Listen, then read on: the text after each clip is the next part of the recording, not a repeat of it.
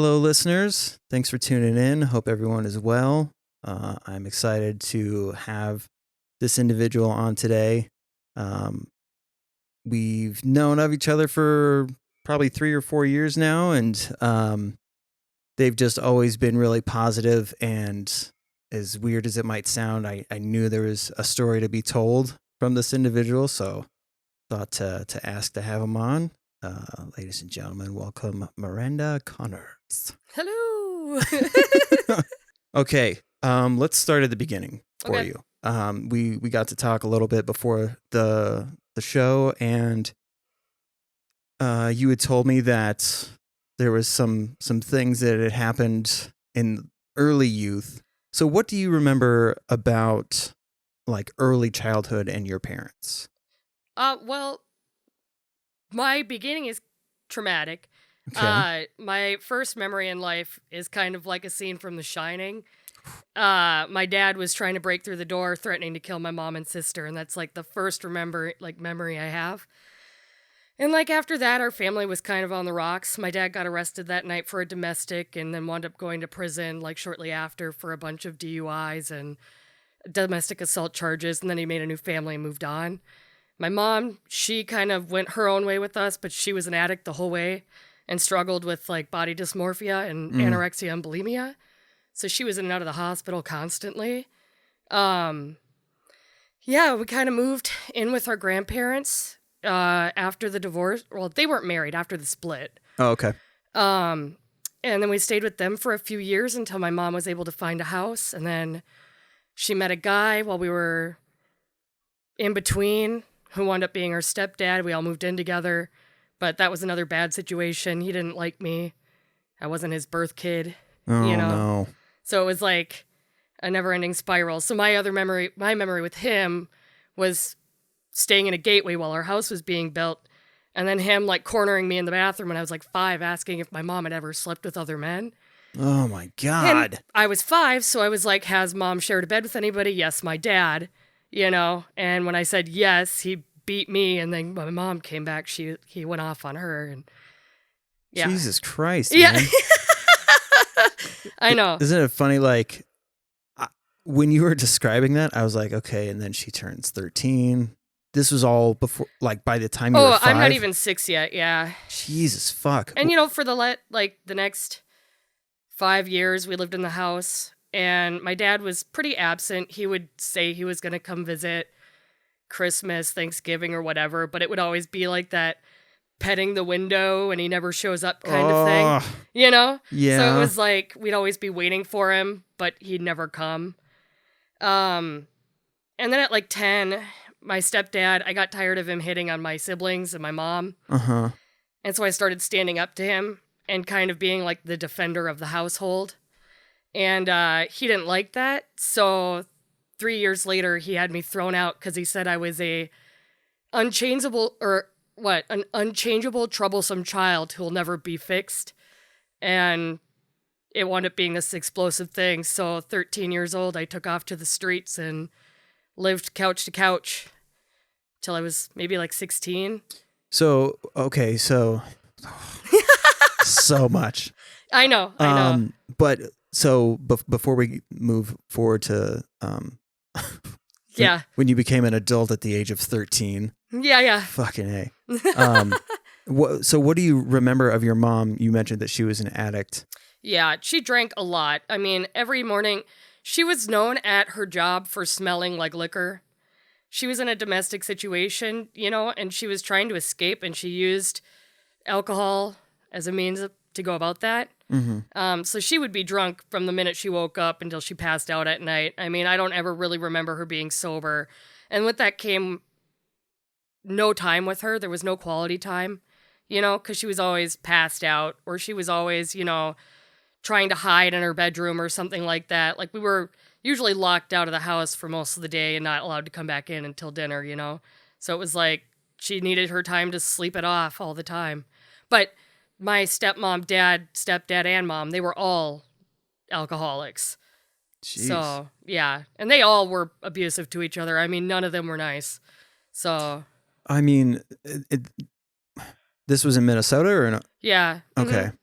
Yeah, we lived from like 5 to 10 pretty steadily in St. Cloud. Okay. Because after we got our house built at like 5 or 6, it was off of 25th by 1040 Ford. We stayed Oh. there, yeah, well, they all stayed there collectively until I was like 16. But like I said, at 13, I was out on my own. But yeah. Sorry, my mic's being weird. Sorry, I just punched mine. So, I mean, what was school like? It was difficult because carrying books was hard since I didn't have a home. So, like, bringing backpacks anywhere was pretty much impossible because I would either have to keep track of that or, like, haul it back and forth, and that's heavy crap. So I'd have to leave, like, the brunt of it at school and then come in early or stay late and, like, hide out on the lawn or something while, extracurricular activities were going on. Oh, my God. And then I'd have to do my homework and then throw it back in my locker and go to my location.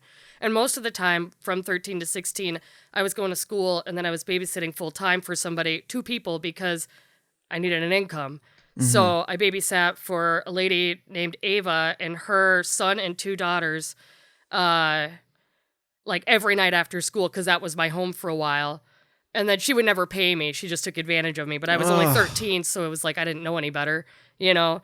But like finally we had a huge falling out because I got tired of working for free. And then on the weekends, my friend or this other lady that my mom knew at the time, she had me babysit for her on the weekend. So Friday through Sunday night, I would babysit for her, you know?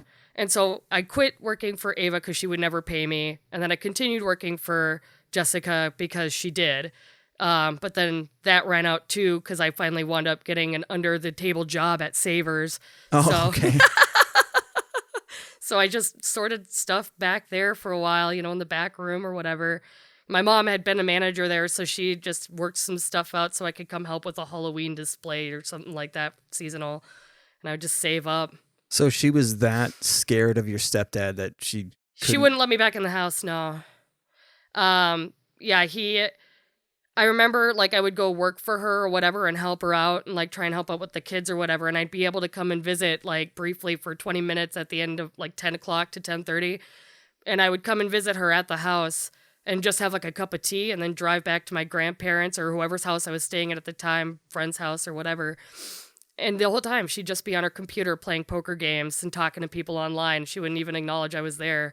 And then, if I came there unannounced or whatever, it was really hostile. My stepdad did not want me around. It'd be physical. Like, I remember him and her got into a knife fight at one point, and I wound up having to, like, run out of the house because he'd, like, pulled a knife on my mom, and I wanted the kids to be safe, and he retaliated against me, and so I fled, and he, like, threw me into the street in oncoming traffic. And I remember after that, I didn't come back for a long time. I just stayed at far, far away. I didn't even talk to most of our family, really. So, I mean, how... Fuck. It's grim shit. Yeah, I know. I'm just trying to think of, like, there was no outside source that tried to help with this shit? When we were really little, my aunt and uncle tried to help. They called, like, DHS and had an investigation. But the thing with that is they always would call in advance and let them know they were coming. So they would just pack their shit in the shed and lock it up. Or they would, like, put everything in they literally would fill their cars completely full of beer cans, like, in the back seat and in the passenger seat, and drive the car, park it somewhere else so that they couldn't get busted. Like, they would just hide everything. So when we'd make reports or whatever, they would come do their investigation. If they saw anything, they'd be like, you need to fix this, this, and this by this time. They would. And then nothing would happen. And after a while, my aunt kind of gave up. And my uncle, his only way of, like, feeling better about the situation was to, like, try and make us conform to what he thought we should be. Mm-hmm. So, like, I was so tired of being a target, I was super goth. Just because I was like, if I'm scary, no one's going to fuck with me. Right. I lived on the street, so it was like punk, goth, whatever, just be tough because then no one comes for you. And so it was kind of my cloak, and my uncle hated it. He went out of his way to, like, buy me pink clothes and just stuff that I freaking hated. And he'd always, like, try and get me to do things that, like, go to church and shit like that. It was like, No. My grandma loved bringing us to church. She thought we really needed it. And it was like part of the rules and regulations when we did actually. She took us in at 16 for a couple years. Oh, you and your siblings? Well, just me and my one sister. My 10 years and 12 years younger, they stayed with my stepdad. Okay. Mm-hmm. And my little sister, the one that's 2 years younger, it's all so confusing. I'm trying to like keep a flow that makes sense. But my 2 years younger sister lived with me and my grandma for like a year or so. And then my grandma got mad at her, called my mom, who at that time had abandoned our whole family, said she was going on a business trip, and then called us like around Christmas and said she was never coming back. So she left me completely responsible for all my siblings with an abusive alcoholic stepdad because I was the oldest. And I had to help them through that. But then she decided it was her time to take her daughter back after she abandoned us. And my grandma was mad at her. So she basically kidnapped her and drove her all the way to Missouri. Oh, my God. Yeah. And my sister called like crying her eyes out. Like, I can't believe this is happening. And so we had a really difficult relationship. Like, we literally would like call each other and play fucking Scrubs or something together and just like cry, laugh at shows because we couldn't see each other anymore. Yeah. And then like my mom, she like took her and then made her drop out and work as a waitress or something. She was like 17. So it was all really, it's all messed up, but. Fuck, man. Yeah. It's always funny to me, like when people can like have these conversations. Yeah. And not break down crying, be like, that's pretty fucked up, huh? Therapy. And then just Lots move of on. fucking therapy. Okay, so I have more questions. Yeah, go for it. So with what was your view on alcohol then growing up? Like, do you recall being young and hating it? Oh yeah. I was so mad at alcohol. I remember I had enough of my stepdad calling me a fat slob and an ugly pig or whatever. Like, he took all of it out on me. Like, just took me down all the pegs every day. And I got sick of it one day. And I remember taking his freaking case of beer and going out in the middle of the street and smashing them all over the street. It was like, what is that road? It's right by 1044 in that park. But I just remember going out there and just slamming them all on the ground. He came out on fire. I didn't come home that night. I knew I was in trouble. But yeah, I just had enough. I was like, this is fucking ridiculous, you know? Yeah. So I like how you bleeped yourself right I don't there. know why I did. I do it for Logan, but now I'm like in an adult setting, and so I just censor myself for no reason. It's funny. There's other people that have done that too, and I'm always know. like, this is a safe place. You can I know. fucking just do so whatever you used to- fucking want. We're trying to get back into a system for school too, so mommy's got to clean up some swears. Sure. God, what is going on with you, microphone? Get your shit together. Mm. Okay, I think we're good now. But, you know, it wasn't... I had a really tumultuous relationship with alcohol growing up. I hated it. I hated the smell. You know, I was forced to go to school. My parents chain smoked in the house, and I was forced to go to school. People would make fun of me because I smelt bad. My parents wouldn't pay for new clothes, so I just always had, like, sweats and, like, old hand-me-downs, and, like, we were always dirty. We were super neglected. Like, nobody ever took care of us, and I just get bullied all the time for it. And it was like I had no control over that environment. You know? And so it was like my mom would cut my hair and she cut it too short once. And then everybody made fun of me for being a boy because I have a deep voice and a bow cut. It's like, y'all are dicks. I'm not dealing with enough shit. Thanks. Well, and I mean, we grew up in the era, like the last era of like the stereotypical cliques. Yeah. Like Abercrombie and Fitch and Hollister. Oh my God, it was so bad back then. It was crazy. Fucking, I mean, it was funny because... And the Midwest, for some reason, really latched onto that shit because when we were in Oregon, we never saw that shit. No. But when we came here, it was literally like these four corners, and we were like, what the fuck is going on? We're not any one of these things. Yeah. So, but I mean, dude, the second that I started listening to like Breaking Benjamin. Oh, right. Yeah, it's like, oh, what? You're like some emo fag? Like, what's your problem? It's like, fuck, man. I just, you know. I know, everybody goes deep for that shit. It was like I was goth, and then if I listened to anything like that, I was a very fine line of risky goth emo. And you can't be both. You got to be one or the other, and you don't want to be emo. Yeah. It's funny. And you don't want to be super goth. Like, what are some goth bands that you would listen to? Oh, I love The Cure. I guess stuff like that. Classic. Yeah. Well, and I also like punk, Descendants, and I love Flogging Molly and stuff like that. The Descendants. So, yeah, I got to see them in Colorado at Riot Fest. It was wicked. Those guys are fucking... Their story is fucking amazing. Yeah, yeah. They're all smart dudes. And... Yeah, really freaking smart dudes. And it was crazy because they're so old now, but they're still so good, There's this documentary that it's in my, to watch list on Amazon. There's a documentary that came out about them, and I'm fucking I haven't dying seen it to yet, watch yeah. But I don't even know if I knew that it was on there. I haven't seen anything of it, but I'll have to look for it. Yeah, I can't remember what it's called. I'll show you before we... Yeah, for sure. Before you head out. God. Okay. So you're getting picked on at school.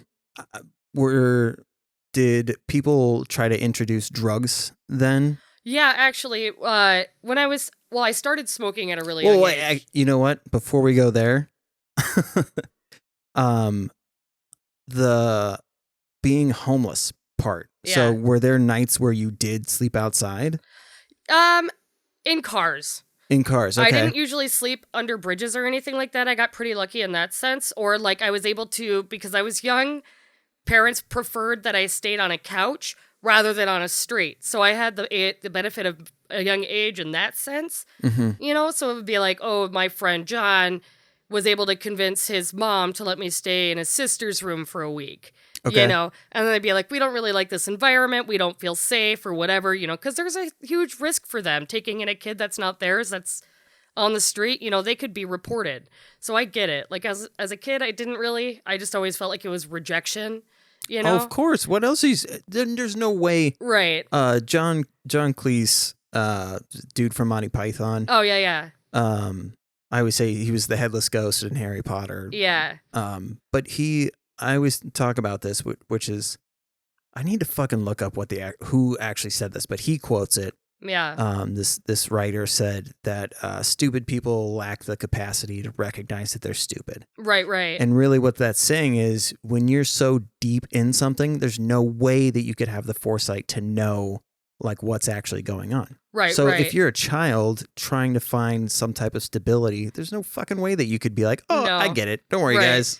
I had so much figuring out to do, because what makes it really difficult is when you're a child on the streets, you don't get any assistance from any of the counties. They all just consider you a runaway. I wound up in the children's home because they found out, I was reported. My mom got mad that I was on the streets, even though she wouldn't let me back, and instead of letting me come home and taking care of me, she just had me reported as with a suicide attempt. And I got picked up at school one day and then brought to the hospital for a few weeks stay for a psych eval. Mm-hmm. And granted, at that time I was a little suicidal, but once I was released, she didn't let me back home. It was she only did it because she wanted to make herself feel better for not really being there. Right. And we're trying, we haven't really had a relationship our whole life. We're trying to rekindle that in the last year. It's been really difficult. I can't, but fuck, dude. Yeah. I'm really trying to practice forgiveness. There's people that write their parents off for less. I did for a long time. I mean, my dad never knew that he was a grandpa. He never met my son. Holy shit. Ever. He just did a triple flip to his death off of whatever highway in Oklahoma this last year, but I didn't know the dude. Hold on.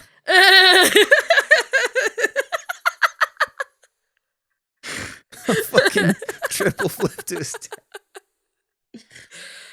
He was a God dick. Damn it, I don't that's even funny. feel bad. I'm just glad he's gone. I don't wish death on anybody, okay. but I'm glad you said that because I've only been able to say this a couple times. So everybody dies, right? Yeah. Why can't I be around for it? Right. Yeah. People are always you shouldn't wish death on people, but it's that doesn't mean that you have to be remorseful if it happens. If you genuinely, there's a certain individual that used to go to Keller all the time that I'm I wouldn't mind, Right, yeah. Not that I'm going to kill him, but Right. if he dies while I'm alive still, yeah. Won't be bummed about it. I won't be bummed. No, totes won't lose sleep. No, and I didn't. Nope. More or less, it was closing that book of abuse, you know, it was like, well, Yeah. you're never going to come back and surprise me with some bullshit anymore. God, I can't imagine. But yeah, because he was the master at showing up out of nowhere and then not following through with anything. So it was like, now you're just gone. Like, whatever. No harm, no foul for me. Provided zero to me, except for just like bad memories and experiences. Fantastic. I'm so glad we won't have more of that. But like, I don't know. It is what it is with him. I've kind of tried to make amends. I know that some of my sister and I haven't really talked since it happened. And she might be struggling with some of it herself. There was a lot of, like I said, trauma. I mean, her whole life had, I think, PTSD that's undiagnosed because of that whole clawing through the door. Well, dude, she's on the toilet seat in her mom's arms and her dad's ripping through the door with bloody fists. So she said that she can't watch that part in The Shining because of that. Why would she even watch The Shining? I know. Well, I don't even think she does. I think she saw that and she was like, no thanks. I got you. Yeah. So, but. Okay. I like it. We've only been recording for 20 minutes, and this is like 5 years worth of podcasting. Yeah. Hey, I got all this stuff.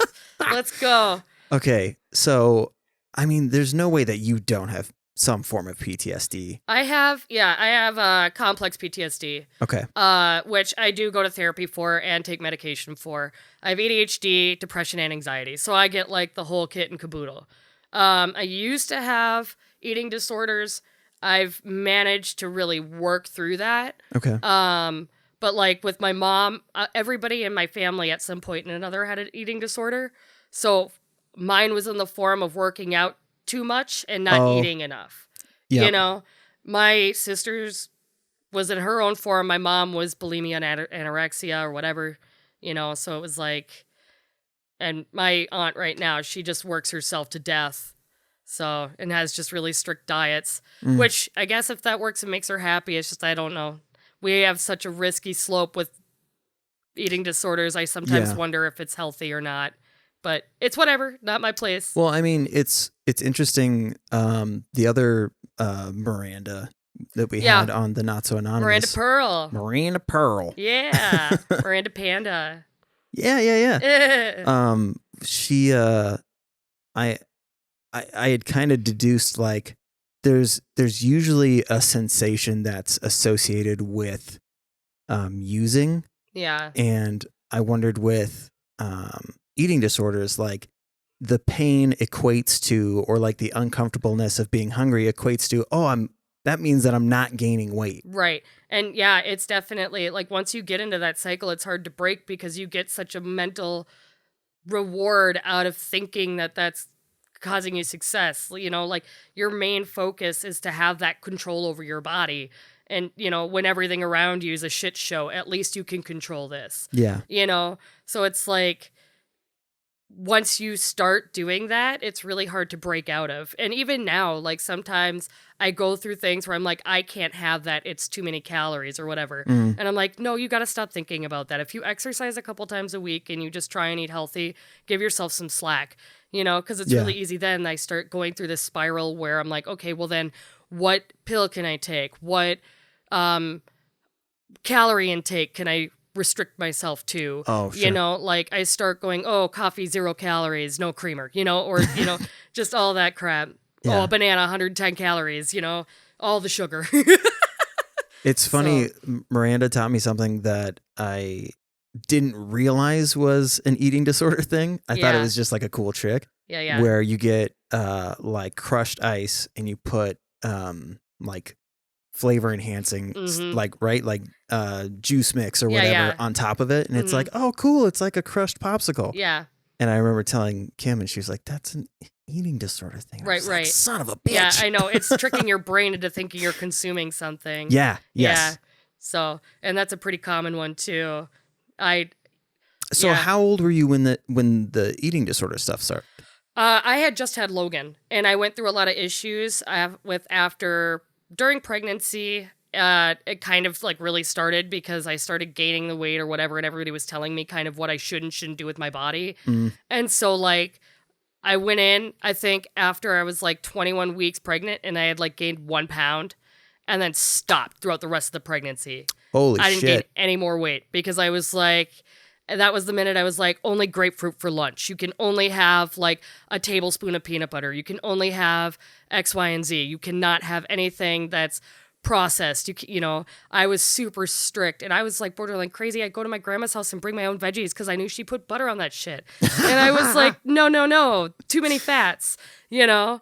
Or yeah, it was insane. Like I had a journal full of like everything I ate and how many calories, and everything went on a scale. Like even an envelope. I was like 5 calories for an envelope. No.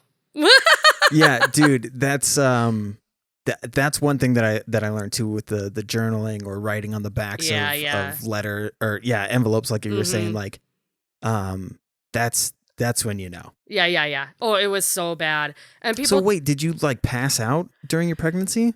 No, I was managed to stay like pretty functional throughout my pregnancy. I was very fatigued and I slept a lot, but there was no passing out. After I had Logan, I would pass out in my workstation or whatever, standing up because I have nothing left. In like 3 months, I lost 60 pounds. Holy shit! Like right after I had Logan, yeah, I went from like 210 pounds to like, I don't know. I think my end weight after all of it was 115 pounds. Oh my God! Yeah, it was nuts, and that was like 3 to 4 months worth of time. I was losing dramatic amounts of weight. Wow. Doctors were worried about me. My family was worried about me, And like even after I started realizing that I had a really big problem, I had to deal with it.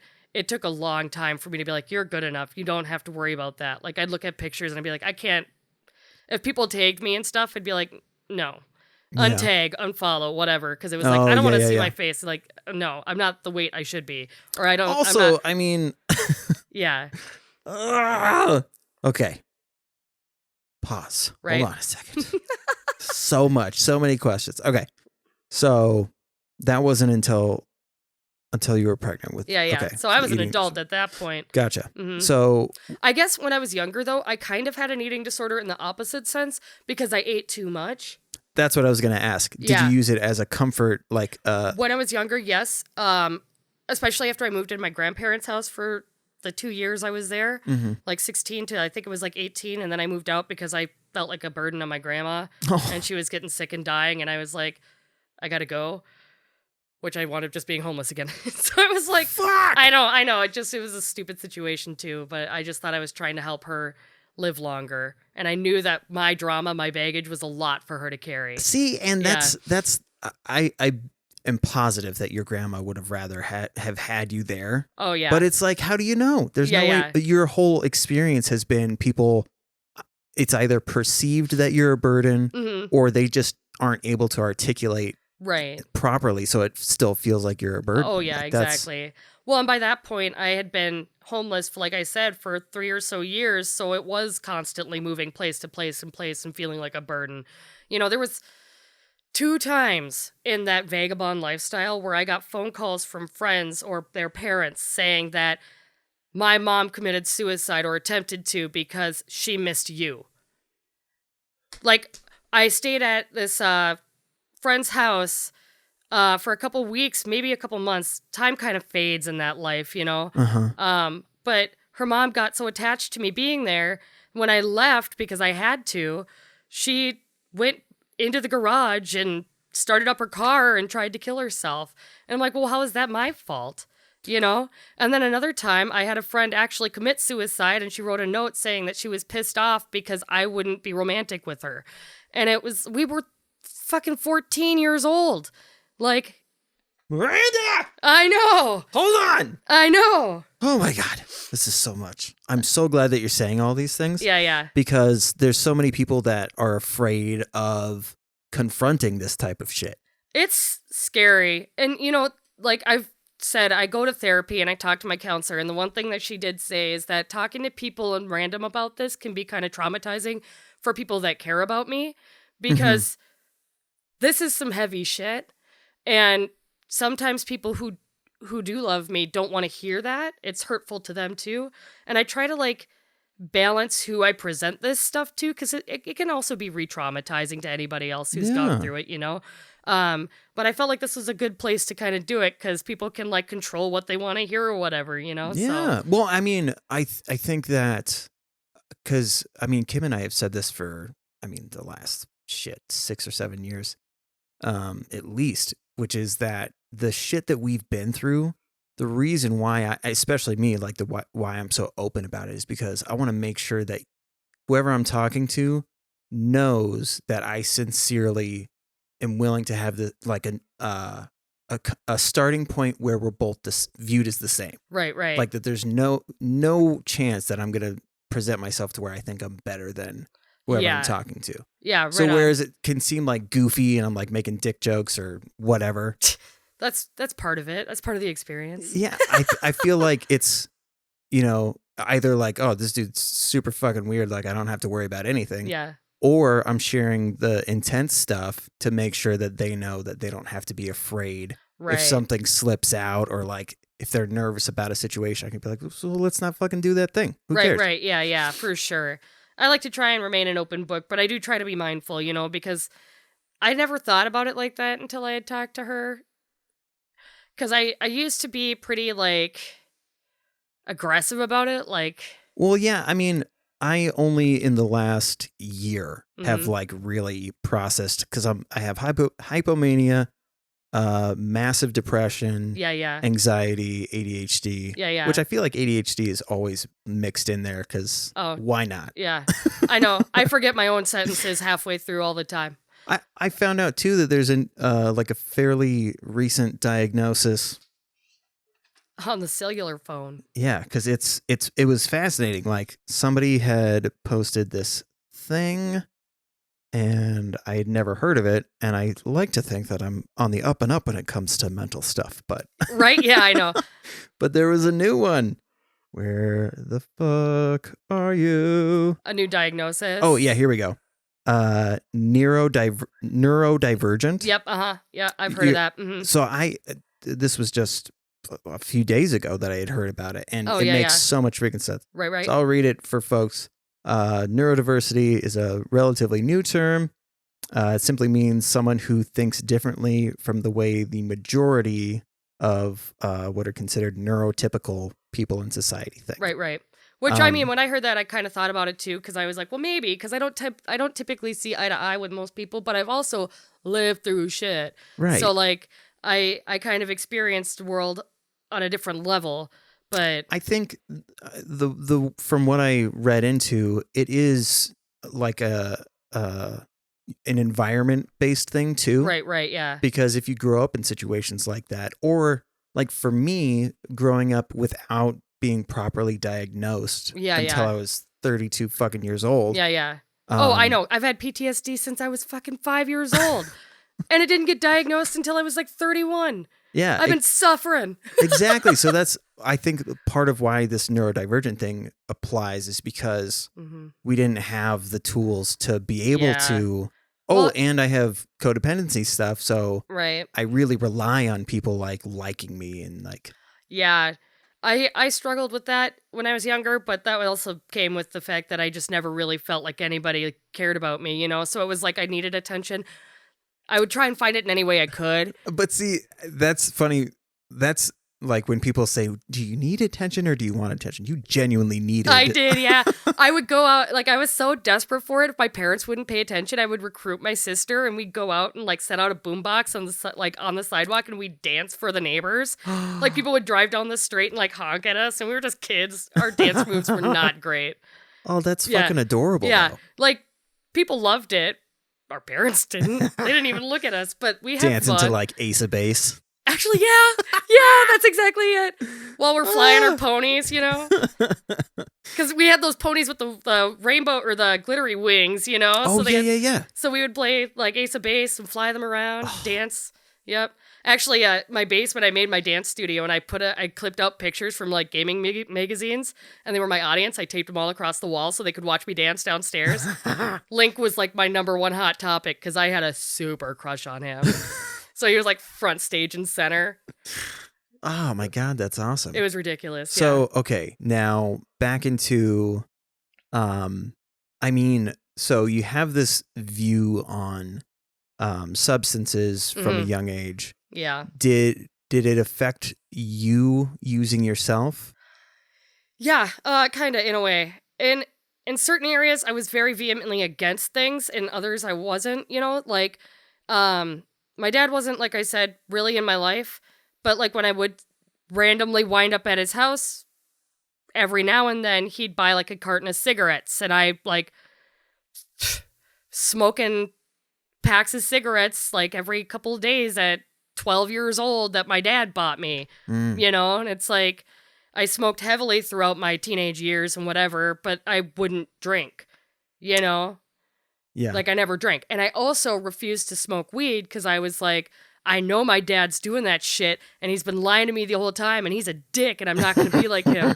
So, like, I grow in high school, like, all the way up until, like, I turned 16 and moved in with my Jesus grandma, didn't smoke weed, but as soon as I moved in there, I hit that bong hard. There's like a vibration under my chair. I didn't know what it was. I know. I kind of felt it over here, too. Yeah, right? Okay. Yeah. It's not just me. Tremors. Right? But no, I was pretty sober, except for smoking cigarettes up until, like I said, 16. And then I wound up right before I moved in with my grandma. I was at this really awkward phase where I lived with somebody I went to high school with. I lived in his basement. It was his parents' house, and they let me stay in their basement. It was, like, behind this laundry room, this little cellar. Like, it literally was like a cellar, like a cell. And so you were like Harry Potter? Yeah, it was crazy. It was a really like, it was a cold dungeon. Oh my God. And my mattress was in there and I had a TV, but I was there for a little bit. And then that's when I kind of experimented with, like, smoking pot or whatever. And then I stopped again after I graduated and went the sober life until, when I developed my eating disorder. And then after that, it was the eating disorder. And then after I came out of that, I took up to drinking instead. And then it was like several years of bad relationships, bad experiences, moving in and out, figuring out my life as a single parent, and then meeting somebody who was an addict themselves. That's when I really started doing, like, cocaine and drinking liquor a whole bunch. And it just was a bad place for me to be. Somebody that lined up with my mental health just wrongly. So, and then, after that. Okay, hold on. I do have one more question because I feel like people don't ask this when, especially for females that end up homeless. Yeah. So you've gone through puberty. Yeah. What were you doing when you had your period? Like, that had to be a fucking nightmare. Yeah. You don't get feminine hygiene supplies. You don't. And you got creative with toilet paper and making handmade pads. Okay. And it sucks, but if you're not making money, you don't really get those supplies unless you get somebody who's really nice and, like, donates them to you. But I mean, there was a lot of times where I had to get creative and, it'd be humiliating because I'd have to be in school feeling dirty and like I smelt bad, and it's like I'm walking with all my peers and they have all these luxuries, it's like I would give anything to be comfortable and they're bitching about their Tampax and I'm like, give me one. Yeah. Fucking whatever. But how long has yours been in? I'll take it right now. I know, right? Yeah. Fling. But no, it was a struggle for sure. I managed to, when I was young, because my grandma insisted, no matter where I was, once a week, bringing me to church. And when I would go there, they would donate or whatever, like supplies for the time. Yeah. But that was few and far between, I mean, they would do it long enough to get me into the church, and then it was like, I don't know. I have my own beefs with that situation because they were never really good to me when I was in a bad spot either. Well, but we were of a generation where finding God would then unlock all of these doors magically somehow. Yeah. I saw that all the time. They always tried to save me because I was like the neglected homeless kid, and they didn't actually care about me as a person. They cared about me as this project to fix, and it was like... And they only want to work on it on the weekends. And that was it. Like, that was it. Like, I'd be literally homeless, struggling throughout the week. Don't care. They don't even ask. Like, there was so many years where, like, my mom decided to abandon us. I was raising my brothers and sisters. I found out my stepdad got terminal colon cancer, and I became the beneficiary to my brother, sister, and other like all my siblings, the house, the car, and everything, and I had to really seriously consider the fact that I'd have to face my mom in court to take them in. Oh, okay. You know, Hold on. You were how old when that happened? 16 years old, because she bailed on us. She met somebody online on the poker games and said, like I said a while ago, she called us around Christmas, Thanksgiving time. Pull this thing a little closer. She called us around. Now I'm in hot. No. Okay. It's okay. I know here, do some ABCs for me. A, B, C, D, E, F, G. Does that feel better? Yes. Okay. But yeah, so I don't remember exactly where I was. It's the ADHD. Yeah, no, the beneficiary stuff. Oh, yeah. I was 16. Yeah, my mom had met somebody online and did the whole, like, we're going to call my kids and tell them we're not coming back thing.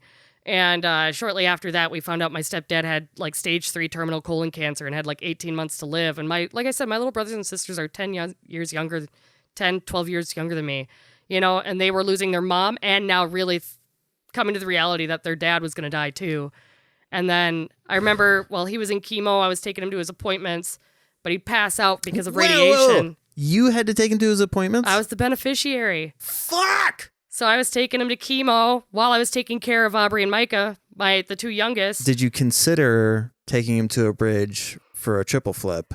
That's my my regular dad just did that on his own. My No, stepdad very, very quickly tried to, but then, you know. Oh, really? He survived it. But, you know, that didn't make him less of a total dick. I mean, he quit drinking so much, but he still was just a nightmare to everybody else. Like my sister, as soon as she had the chance, she moved out. But like my brother and him have been like going through it. Like he won't pay his bills. He won't like take care of my little brother at all. But my brother's an adult too now, and he just enables him. It's kind of a bad situation for them. Well, I mean, you grow up when you're that young, like you're just, I mean, I know, maybe 3 people that have ended up how you are now. Yeah. Which is this some level of normalcy, but like. It's sometimes. Sure. But I mean, a lot of people end up, you are trapped in this like never ending. You're gonna eventually, if you stick around long enough, you're gonna see the person that you hope that they can be. Yeah. And it's just impossible to escape that. So you just do whatever you can to whatever you think is gonna make them happy. You know, it was really hard, you know, because it was like all those years my mom was absent. On Mother's Day, I got the cards. Because my brother would send me the cards and be like, since I don't have a mom, you're my mom. And I still have like his little like tongue compressor designs with the heart shape and his picture on it because he didn't have a mom to give it to. So he would give me those things, you know, or they'd have me go to their concerts and support them at events because our mom wasn't there, you know, and their dad was terminally ill. So I was at all their events taking care of them. I mean, at the time I was married and my husband and I, we would take in the kids when we could, but we were also dealing with the newborn. So it was a lot of chaos. It caused a lot of like stress on our relationship. It wound up, I think, kind of being our demise in the end, just because of all the constant turmoil. But how old were you when you got married? We met at night. I was 19 and we got married just after I had Logan. So I would have been like 22. Okay. Because I got pregnant and then my grandma like called me up to a meeting to guilt trip me over a dinner table about how I'm going to hell and Jesus hates me if I don't get married to this guy immediately. So we literally planned a wedding in 3 months, knowing we weren't really looking towards marriage in the first place, but decided why not, screw it. Yeah. And then shortly after, we just kind of went our separate ways. You know, there was a lot of stuff that kind of happened and it just kind of fell apart. We're friends now. I actually helped them at their wedding. Him oh and my his God. stepmom. Yeah, I did her makeup and helped You Minnesotans are so weird with that shit. I know. It felt really bizarre, but I was really happy to help out, you know? So I was like, whatever. The amount of times that I've heard shit like that, it just blows me away. I guess I'm just such a jealous person. Yeah. There's no fucking way that I could. Well, that and now I'm old and, you know, dating and ugh. Right. Kim and I say this all the time. We're like, if we did get divorced for some reason, that's it. Yeah. I don't want to date anybody. I feel like I have a pretty strong end game here in my dating life. Like I'm solid on my own. I do better that way. I can fuck up a relationship. Like I try not to, but man, mental health is a struggle. So well, I mean, okay. Let's get back to this So you graduate high school. Yes. And where did you go after that? So like I said, I felt bad that I was living in my grandma's house. I mean, her mental health herself was declining. I could see she was incredibly depressed. And this is your mom's mom? Yeah. Okay. And she was really struggling with my mom bailing and leaving us all to her, basically, but she was also struggling with not having her daughter anymore, and her not being around. And she was struggling with how to tell the kids what was going on and how to explain it to us. I mean, she was the one that had to sit us down over Christmas balls of like popcorn that my mom mailed us saying she's not coming back, So it was like she also then found out she had cancer, and she didn't tell us any of us about it until she was about to pass. So she herself was terminally ill, trying to take care of us. And I didn't know that. At 18, I was like, I just have to go. She's not happy. I don't feel right about this, And so I made a decision to move out into a friend's house. But this friend wound up living with two people that apparently had warrants for their arrest and were making acid in their bathtub. And so I was like, can't stay here. And I wound up moving into a friend of theirs' house. She let me move in to like live in their living room. Mm-hmm. Well, turns out she didn't live there. She just kept her live-in boyfriends there with her husband. And so it was like a really fucking bizarre situation. I did it again. I censored myself. But it was a really fucking bizarre situation. I know. If you do it, it's fine. I know. I just laugh every time because I catch myself and I'm like, children, they just change it. But, yeah, I don't remember. Okay, so again. I'm also curious, like, not to backpedal too much, but like. Oh, I don't care. I'm all over the road. So you're in Sartell? I was in Sartell, but when I moved out of my grandma's house, I moved into a place in Sauk Rapids. It was real brief, and then I wound up moving into St. Cloud. Okay, so like when the homelessness stuff was going on, was that in Sartell as well? That was in St. Cloud. That was in St. Cloud. Mm-hmm. Okay, so something that like I'm glad is coming out more, but nobody's really doing anything about it is the fucking sex trafficking that goes on in St. Cloud. Yeah. And how terrifying that is. Yeah. I mean, I remember walking on the streets, a teenager, just a child. And I walked across Division past where Cheap Thrills used to be. Okay. And there were some RVs packed like back there. And there was a few guys that were trying to get me into their RVs and pick me up. They were trying to get me to like come with them for drinks or whatever. And they were being really aggressive with me. But that's not that was broad daylight, like right outside of a very public area off of Division. But that wasn't the only time. I mean, I had parents of the friends I was staying at try and make passes, There was times where I had to consider doing sex work just to make money, I remember some guy, when I was really young, wanted to hold my tit. And I went, give me $1. But it was like I needed fucking money, But it was like, I don't know. I think about that crap now, and I know it comes from a place of desperation, but I'm not proud of it, you were a But it's kid. like, what was I supposed to do? Yeah. I had to learn how to sell my body to get the things that I needed at a young age, and it destroyed any chance of having a healthy foundation, like for relationships, because it was always like the perviest or the most inappropriate, you know, because they knew I was a child.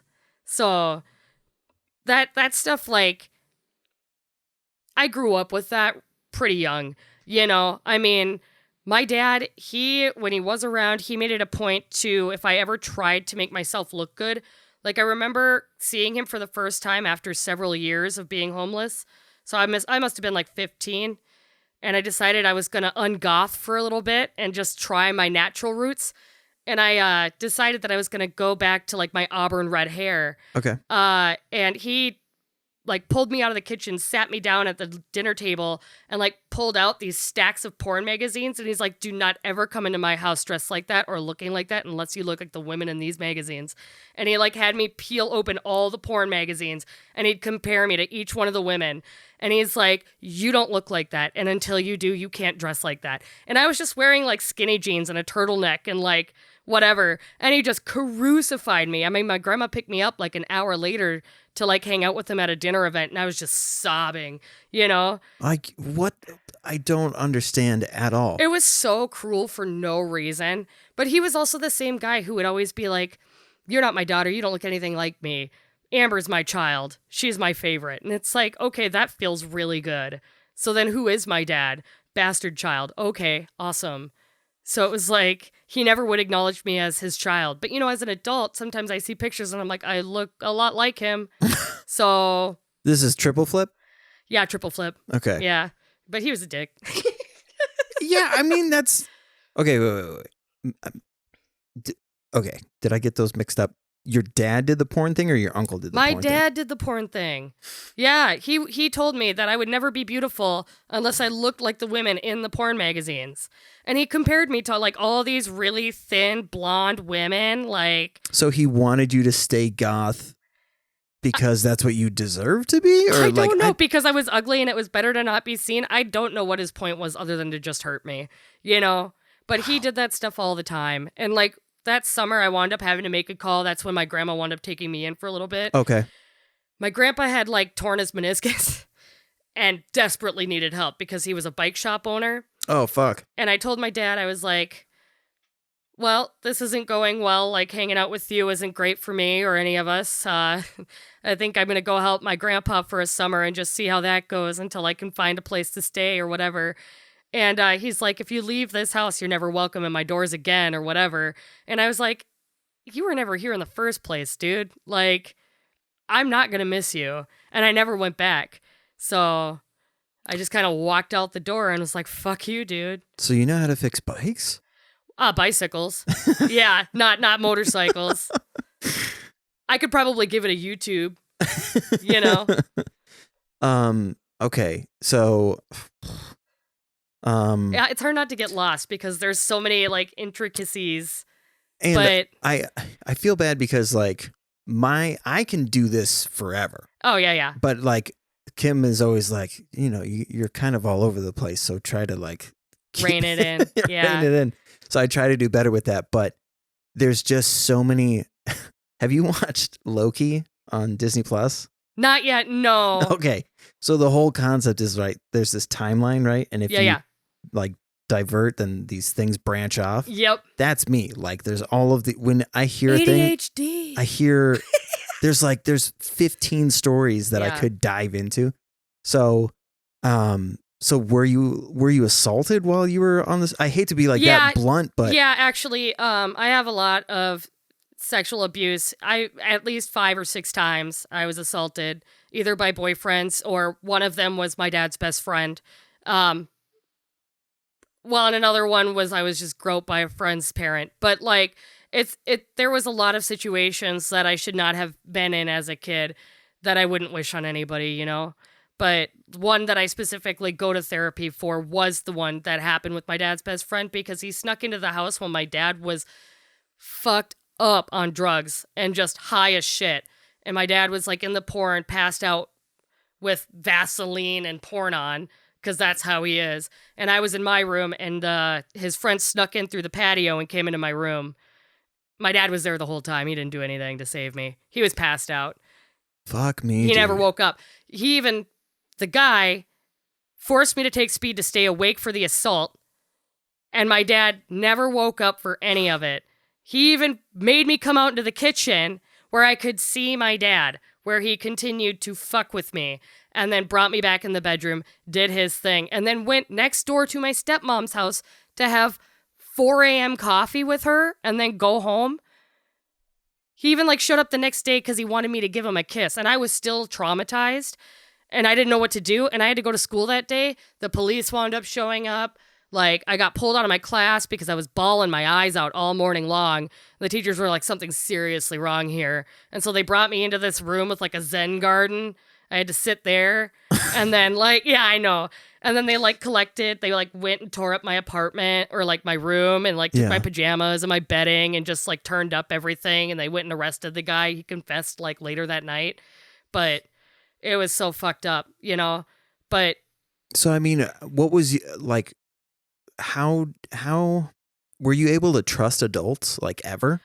No, even sometimes now I do have a lot of issues with trust just because I feel like I've been so betrayed by so many people, but that's something I'm working on, But growing up especially, it was like, I don't trust anybody at all. And what are you going to do? Kill me?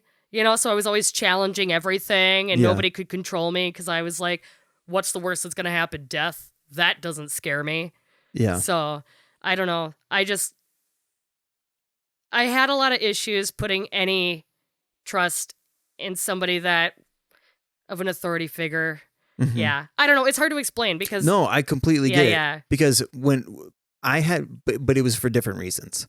My codependency gave birth to a lot of like self-righteousness and white knighting. Yeah. So I never trusted, like, other than my parents, I fucking hated adults. Right. So I was constantly going head to head with Right. people that were over twice my age. Oh, yeah. I struggled with that too because, nobody was helping me. So it was like, why the fuck do I care about what these adults have to say? It's not like they're helping me survive, No. So it was like, I never really respected their opinions. Like, I remember a math teacher, I was already degraded and just debased, like, at every angle in my life. And, like, in high school, my math teacher kept constantly wanting me to go up to the whiteboard and write on it. And I told her how uncomfortable that made me. And I just remember I had, like, a really bad night with my stepmom or my stepdad and my mom fighting. And I just was tired of shit. She called me up and she would not let it go. And I was like, seriously, not today. And I wound up like getting up and throwing my math book at her and like walking out. I was like, fuck this place. Fuck you. Fuck all these people. You can't stop me. And I just walked off and I didn't go back to school for a long time. And then they started calling saying they were going to have us reported or whatever because I wasn't attending. But I just was like so sick of being humiliated in class. But nobody understood that shit. Like, Yeah. None of the teachers knew what I was going through, but they also didn't give me a space to express that I was unsafe. There was just something was going on. Oh, you got something in your headphones? I think I put I forget that I have these fucking plugs. Oh, yeah. And it like dug into the side of my ear. Oh. So I'm bleeding a little bit, but. Oh, no. Hopefully nobody else can see that. Oh, yeah, nobody can see it. Nope, It's fine. it's on the perfectly wrong side. It doesn't hurt, it's just wet. Yeah. It feels uncomfortable to have it being pressed on. So you did graduate high school? I did. How the fuck did I you do not do know how. that? It was really fucking hard. Like, so I wound up kind of cheating the system. I took whatever points I could get. So, like, I remember one year they double booked me for biology. They gave me the credits for the year before, and the next year they had me do it again, and I was like, I'm not going to complain, easy fucking year. And I took all the points for that and put it back into my credits or whatever. But, like, I just did, like, I would stay and do, like, extracurriculars, like I had German, speech class, art class, or whatever. Those would get me more points, and then it was, like, the last year I crunched. I remember being up all night long, drinking pots of coffee, just, like, crunching for whatever I had to get done. It was freaking hard work. I didn't think I was going to graduate. I had a really bad year, like my sophomore year, and I was pretty sure I wasn't going to be on the road to graduation, but I found out my senior year that I was close enough where if I really crunched my credits, I could make it. So I worked my ass off. I even got student of the month. I was so proud. I was like waving past the teacher I threw the book at in the hallway. She's like, "What are you doing out here? Student of the month." But yeah. Oh my God, that's awesome. It was. I felt so powerful. I was like, you can't judge me. Stop with your math nonsense. I love shit like that. I know. Oh, it felt so good. My one slice of pizza and a circle of people I never talked to again. Yeah. But anyway, yeah, it was a difficult year. And, I can't say that I remember much of it, honestly, because it's just a haze of constantly making up classes. And in a way, it kind of gave me something to do. Sure. To distract. So I just really focused on that. I couldn't think about my home life and anything going on there. It was too much. So I kind of turned it around to my academics, which benefited me in the long run. Okay, sure. And I had something to prove, because I got so fucked by my family. And I was like, I'm better than what you guys think I am, and I'm not stupid. And so I was like hell-bent on graduating, because I was like, if I can graduate, fucking anybody can. Well, I mean, that's not necessarily true, but I get the sentiment though. right, Like, yeah. it's so wild to me when somebody can survive something like that. Yeah.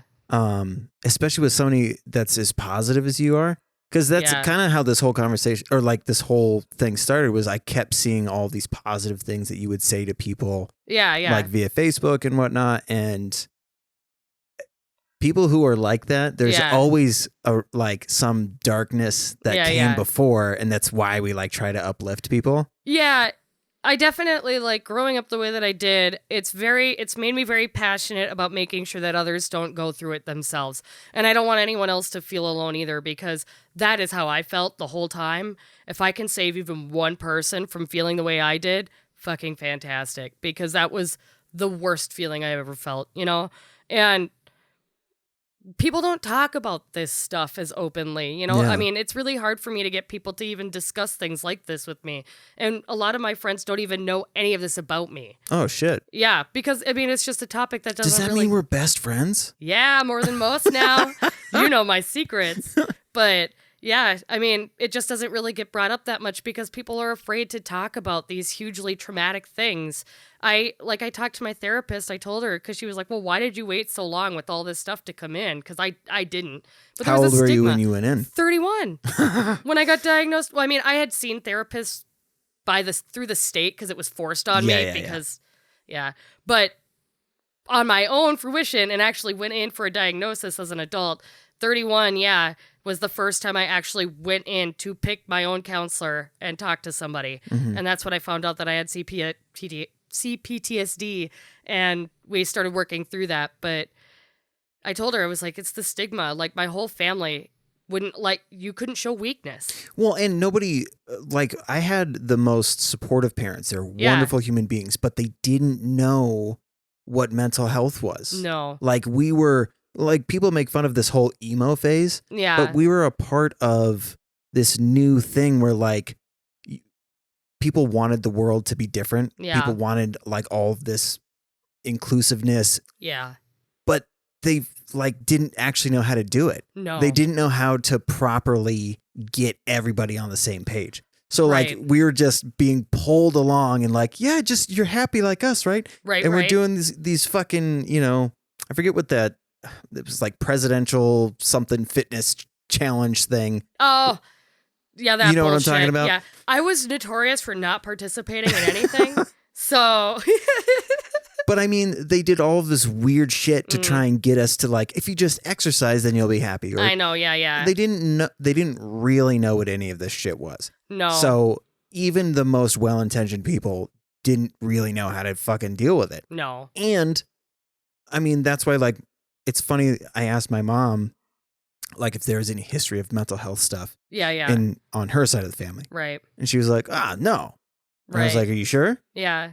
And she was like, well, I mean, my brother takes this medication Right. and my sister takes this medication. And it's like, but they don't call it, like, they don't know how to call it bipolar, or they don't know how to call it major depression. Right. So, like, there's this lineage of just fucked up, like, I mean, a lot of alcoholics had massive anxiety. Right. And yeah, they just didn't know how to fucking deal with it. Yeah. I mean, that was a lot of my mom's problem too, and my dad's, but, you know, their anxieties were really bad about everything. I mean, growing up for my mom was not that easy either. My grandparents were super religious and had high expectations, and they fostered, like, 20 kids with disabilities. What? Yeah. And so my mom was the product of living with 20 disabled kids and what that was like. And so she just never got attention either. And as an adult, she didn't know how to cope herself. You know, she got bullied because her brother had Down syndrome. And back then, walking down the hallway with somebody with Down syndrome got you beat the fuck up. Mm-hmm. You know? And so she had a really rough go about it too, just because of that. And that was innocent. She had nothing to do with that. Dude, that was another thing that we noticed when we came to Minnesota. I was 13 when we came here.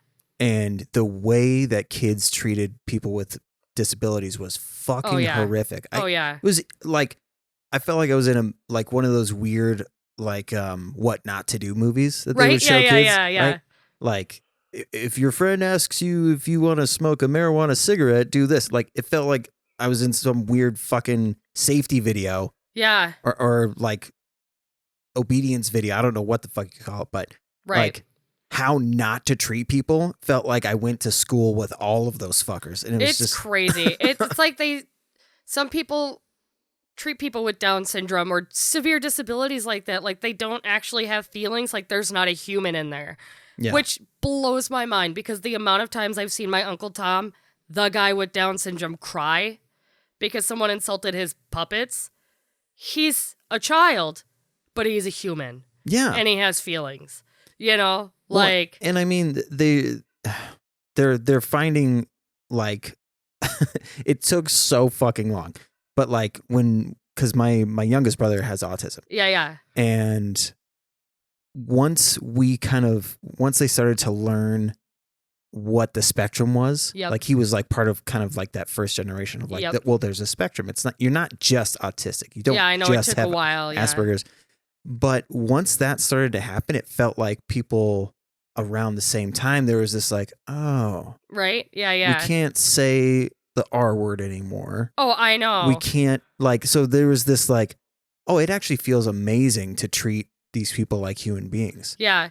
And I've had people use the R word, and I'm like, not today, motherfucker. Like, my uncle, come at me. I am not going to hear that shit. Like, I am tired of people, like, discriminating people like my uncle because they just can't accept something that's different. yeah. He's got the purest heart. Well, or acting like I think it's this weird reflection of when they see somebody with special needs or a vulnerable adult, they question, it's like when somebody's like, if I was in a bank robbery, what would I do? Like if somebody came and I'm, on the other side of that glass, like what would I do? Right. I think people go, could I take care of a person like that? And I don't think that I could commit to something like that. And they start to feel uncomfortable and they don't know what the fuck to do. And there's R word. Well, I don't know. I think in a sense too, that, and it brings up their own mortality or like different kinds of things about themselves that they may or may not prefer that are projected in somebody else or their fears, and it's like, that doesn't mean you have to treat them real shitty. Yeah. How, try and pretend to be in their shoes for a minute and imagine how that shit feels. Yeah. Well, that goes back to that whole stupid people lack the capacity to recognize that they're stupid. Exactly. It's like, I hope that like when people hear that, they're like, it's not really an insult when you dissect what that really means. Right. So just look at stuff in your life. Like this conversation that we're having, as angry as we feel, I hope that people realize, because it's the same thing like when people get uncomfortable when you talk about like racism and stuff. Yeah. And they're like, well, I've never met a racist. I don't know. No, none of my friends are racist. It's like, nobody's saying that they are, but there happen to be a lot of honkies that are pretty fucking racist. Yup. Like it doesn't mean that you're a bad person and that for some reason you now have to defend this weird stance. Right. And I think that same thing happens with people with special needs. They're just like, there's this weird stance that they have to take. Like, I don't know. Well, and people sometimes when they're scared, they feel like it's the whole fight or flight kind of thing. Mm-hmm. Well, I mean, there's a lot more than just fight or flight now. There's like compliance and there's like a whole other world that they're just coming out with. But, some people feel like when they're being attacked or threatened that they need to dig their heels into the ground and back their stance. And, I think when you close your doors, like that, you refuse room to grow and learn. Yeah. It's like at that point you've just stopped. You're stagnant. You're not going anywhere. Also, if you're feeling like, if you feel agitated when this stuff comes up, then I think it's hard to get to this point. Yeah. But like, I mean, I work with people who are anti-vaccine, right? Yeah, me too. And I know that they're good people. Yeah. But they just they can't see this other thing. What they see, most of it is fear-based, right? Yeah. Like what we were talking about with the other shit, like the fear of this, like how far will the government's control go? Right. And it's a scary thing. I get that. but we're not like most countries. Like No. we're a very large country, so it's hard to really control the entire population. Like it's so much crazier than it sounds. Right. Yeah. Yeah. Like it was easy to do in some of these countries back in the day because there wasn't social media. There wasn't like all of these. It's so crazy how quickly bad information can like spread now. Like it's just at the click of a button, it's all across the world. But we're going off into a weird, that's the ADHD again. Yeah. So splice whatever. But okay. So now, I mean, that fucking wild story. Yeah. I do want to we got tons of time. Okay. What did you learn? Like, have you met people in your adult life, which I know feels like it started when you're fucking 13, but yeah. In your adult life that were going through similar things and like got to kind of do that trauma bonding with them, or does that make sense? You know, I don't really meet a lot of people with a story like mine. Yeah. I try and talk about it more because I would like to open those doors for myself as well, but also for others who don't talk about it, who might think that nobody else has gone through this either. Because I know there was a long time when I was like, I'm an anomaly, you know? Yeah. Well, yeah. I mean, so how did you cope or survive? I painted a lot when I was a kid. I was an artist. I drew. I wrote a lot of poetry. I still paint off and on now, just not as much. I kind of like stepped back so my sister could excel, and she's soaring. Oh, you awesome. know? But I took on other activities and hobbies. Like now I do like the dancing and the hula hooping and all that stuff and light shows, and I enjoy that. You know, for me, it's not about money. Never has been. If I can bring joy or something interesting to others, that's what it's about for me. You know, life has been too long for me. If I can make others happy, that's all I care about. You know, I have a lot of hobbies and a lot of passions, and I just try and stay constant in those because they keep my head out of the ground. Yeah. Well, so I mean, like, what would you say to your younger self? I mean, like, how do you take your meds? See your therapist regularly, you know, because I refuse meds. Were you on meds when you were a kid? I was supposed to be, but I refused to take. Well, not a kid, but a teenager. Okay. You know, because when my mom had me locked up for that hospital stay, they started diagnosing me with like the double depression or chronic depression. Okay. And then the anxiety and things of that nature. And I just would not take my meds. It was like Zoloft or whatever. And it's like, this makes me feel lame. Dude, that's so funny. There's so many people that were on Zoloft. They put me on Zoloft too. And the funniest thing about that fucking medication was like, if you have suicidal thoughts, let us know. It was worse. And it's like, what the fuck? I know. So I was like, no, thank you. So like for the longest time, I was just hiding my meds. And then I found out they never paid attention anyway. So it was like, I didn't take them anymore. We just never got them refilled.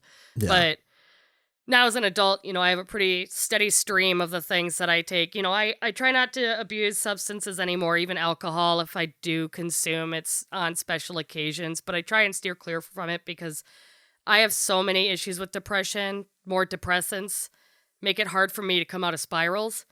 If I can avoid just not going there, I prefer it. So, I mean, what advice, how can... And I don't even know if you're the right person to ask this shit to, because just because you've survived this thing doesn't mean that you, like, for some reason have all of this knowledge to help people. But no. Is there any advice that you have for people who think that like a situation like yours might be going on? I would reach out, talk to your teachers, be honest. I know that my little sister was able to find a neighbor friend who basically took her in, and they wound up being her new family. Reach out. Don't keep it in. That'll just eat your soul. Try and find hobbies or things that you're really interested in to get you through the hard times. It's hard to keep yourself motivated, but just do something, even if it's 10 minutes, just to get your head out of this spot, you know? I mean, I had to practice a lot of redirecting, and I found that I get a lot of joy in bringing joy to others, like I said. So I try and donate to charities or be active in activism, like Mm. different things that come up. Because if I can, like I said, help others, that helps me kind of cope with some of the crap that I've dealt with. Yeah. You know, look for the positive in life instead of sitting on that negative. Mm-hmm. I learned to garden. Flowers are fucking beautiful. Yeah. You know? So, It's impressive. Like, I've heard that a lot with people who, Yeah. especially with depression, because I think there's so much symbolism in that, yeah. because you literally go in the dirt Yeah. to try and make something beautiful. And that's a lot of times what it fucking feels like. Is Yeah. there's nothing but shit there. Yeah. And I have to try to figure out how to make something positive out of this. Yeah. It fucking sucks.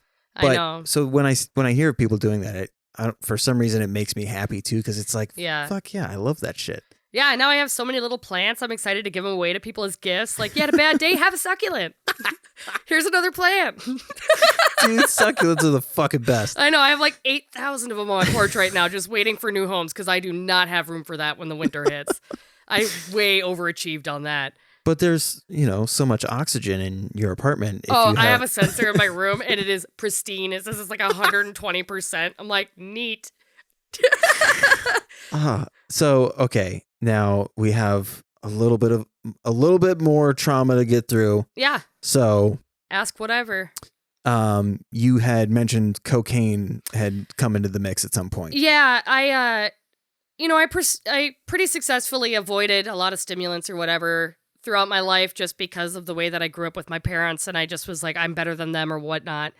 But then after like going through all the chemo and then going through the divorce and everything, I felt really alone, and my family kind of bailed on me even more than I had already had, so I felt pretty solo.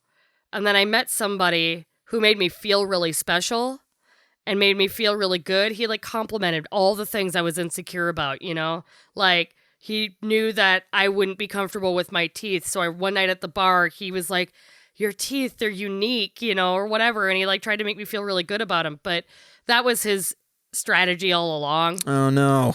And like we wound up getting into a pretty serious relationship, and he had 2 kids that I still love dearly.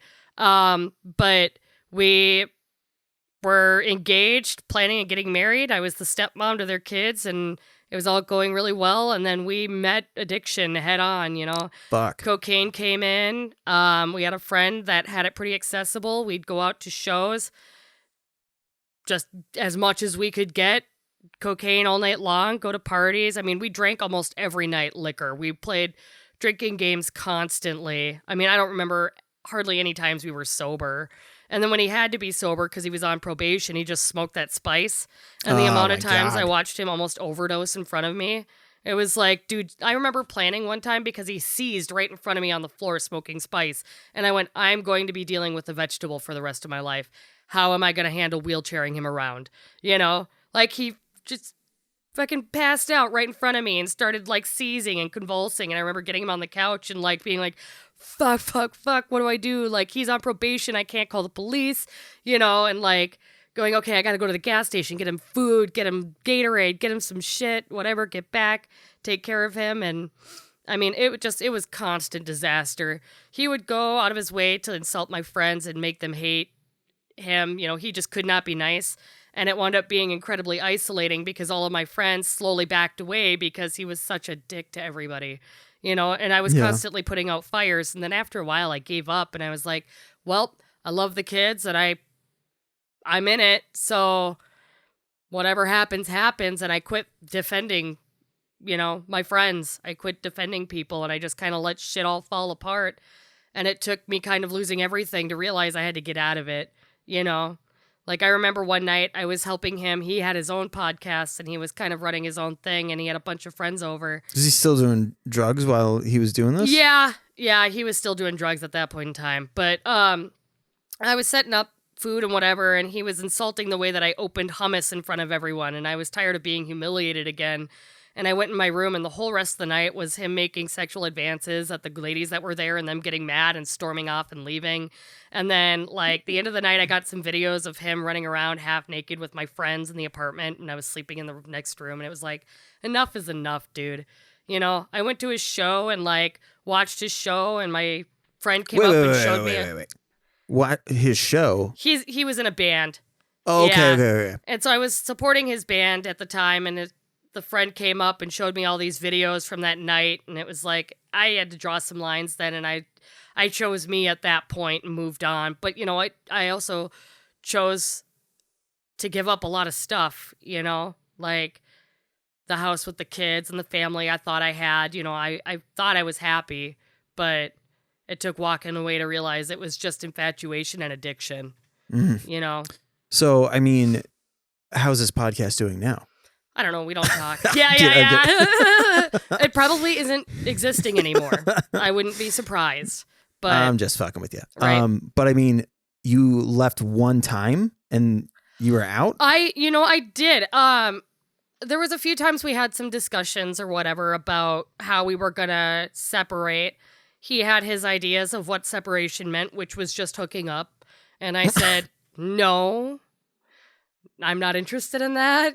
You know, because I was in love with the guy. I planned on, like I said, marrying him. And so when he was so quick to just move on, it was like, he just kept saying, two artists don't work well together and shit like that. And I'm like, but we're working with kids together. And he wouldn't drive, period. Why? He said anxiety, which I was understanding towards at first. But I was the sole driver for 3 kids and mediating his co-parenting relationship. And he wouldn't even try to get his permit. And it was like, okay, well, if you're not even going to meet me in the middle even a little bit, why am I doing all the work? You know, because then I was bringing him to his AA meetings and to his, like when he was in jail, I was visiting him in jail and bringing him on his work release, you know, and stuff like that. Okay, hold on. Yeah. What did he go to jail for? Domestic, yeah. His ex-wife, he threatened her with a scissors and a knife. Yeah. So, his claim to fame is that it was a butter knife and a dull scissors, but when you show up at a screen door with 2 kids sleeping on the couch and you're screaming threats, it's a big deal. Yeah. So I don't really care what the circumstance is, but. So, okay, so you were able to walk away from that. It was, yeah. It was I a mean, nightmare. what was? I'm not super familiar with like what coming off of cocaine is like. It was brutal. I mean, I was really anxious. I spent a lot of time trying to sleep and isolating just because a lot of sweats, you know, and like I couldn't really sleep and I was anxious. Granted, when I came off of cocaine, I was kind of transitioning into more of a lot of weed smoking. Okay. You know, so it was like I slept a lot of it off. I drank through a lot of it. So I was really only substituting other addictions really to kind of get through it. Sure. But then after that, like I started realizing more and more that my son cared about me. Oh, wait. So this guy that you left is the one that you had Logan with? Nope. He was after. He was like when Logan was 3 years old we met. 3 or 5 years old we met. His dad and I were only together married for like, I don't know, maybe like 9 months or so. Okay. We had no intent on getting married, like I said in the first place. So it was like afterwards we realized it's not really working, you know? And there was some not great decisions that I personally made because I was dealing with a lot of shit. So was not very nice. Okay, to so him. Logan was 3, you said, when you met this other guy? When I met this other guy. Oh, okay, he was okay, like okay. 3 or 4. It's kind of hazy. He was really little. He still Sure. had the chubby hands. Aw. Yeah. He used to run through the kitchen with the meat slaps. That's why I remember. Yeah. But yeah, we met and I thought it was a really good situation. We wound up feeding off of each other's negative traits and just helping each other down this unhealthy path. And then I eventually decided enough was enough. It's worth risking it all. It's time to go and move on. You know, and I did, and it was really hard. It was painful because I felt like I had nobody left. You know, I had already let my friends be alienated and just like harassed by him. And I was mad at myself for what I allowed to happen. So I was really mean to myself. You know, I convinced myself that nobody loved me also because that's what he told me. But it was like after trying to figure out if people cared about me anymore was a real hard thing to do, you know? Yeah. I couldn't navigate those waters. I was stuck. So it took me a while to realize that therapy was going to be the only way to get out of it because my friends weren't the people that were going to be able to help me how I needed. Sure. Yeah. Even though at first that's what I thought, you know, like I thought, well, all I need is a good friend, but I can't expect for a friend to do that for me. Right. To shoulder all of the. Yeah, because that's a lot of weight. You know, I'm coming in with a lifetime of trauma and expecting for my friends to be able to like carry me. Yeah. And like that wasn't fair. Well, and it's weird because when you're in that situation, what you're perceiving is I just need somebody positive in my life. And if I know that they're there, then that'll be enough. Yeah. And it never is though. Yeah. You still hurt. You know, I remember reaching out to my friends all the time and just being like butthurt about stupid shit that didn't matter because I was like, why don't you care about me? Why don't you love me? And it all stemmed from the insecurities of years with this dude being told they're not my actual friends, so they don't actually care about me, you know? And it was like, but they do. Mm-hmm. You know, these last few years, I've really worked hard on like self-improvement and recovery.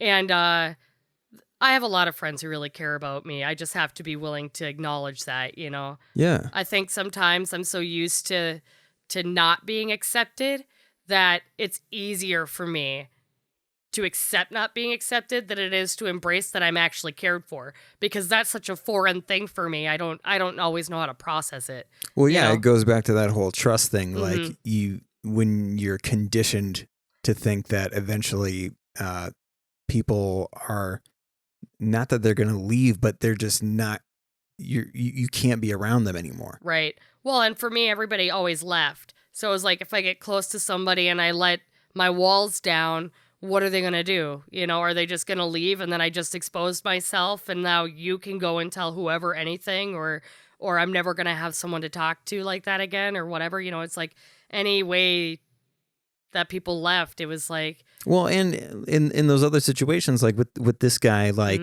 you open up and then you have to leave anyways. It's like this. Yeah, that sucked, you know, because I did really care about this person and I do still care about them as a human being and I want nothing but the best for them. But like, it really had me really come to face with a lot of my own shit. Like, it made me see parts of me that I desperately needed to fix and address, because I was willing to let him say some really heinous things to me and around my friends, and I never stood up for myself. You know, I just let it happen. Now I'm much more confident in myself and I can be assertive and I can say what I feel and what I think. But back then I felt so like smothered.